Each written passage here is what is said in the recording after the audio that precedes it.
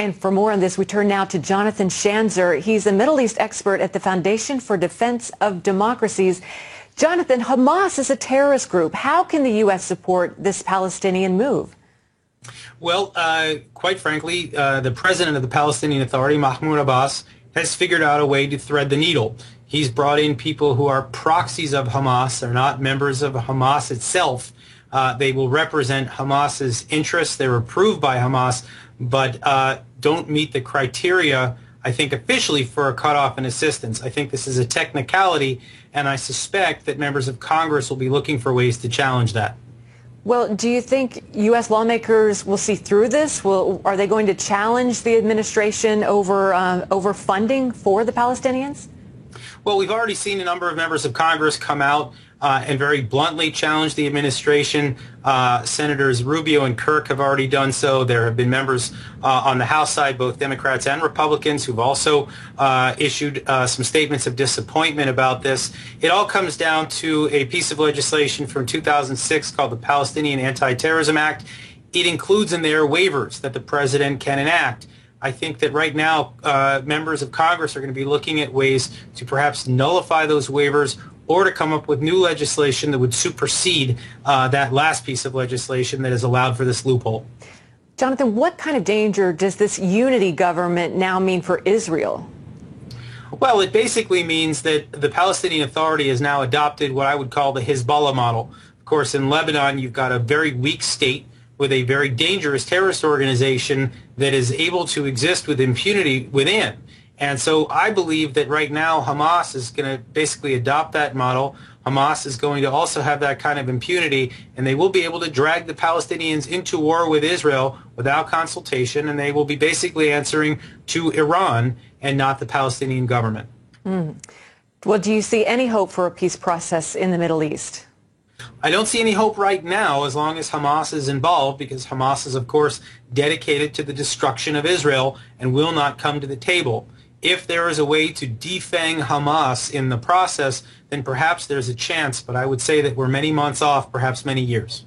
Well, Jonathan, do you forecast war anytime this summer, this year, any time? Do you see war happening again with Israel? Well, yeah, look, in the Middle East, war is always a possibility. Unfortunately, this is the neighborhood that Israel is in.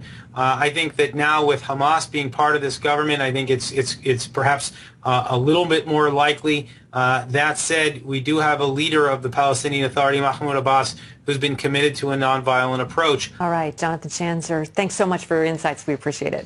My pleasure.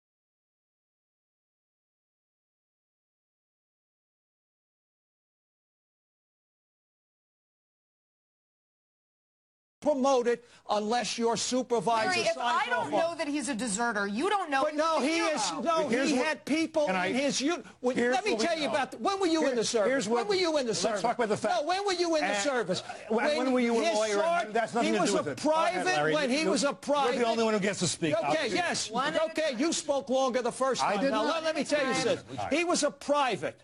He got promoted twice. He could not get promoted unless his commanders, under whom he served, gave him a satisfactory report. Right.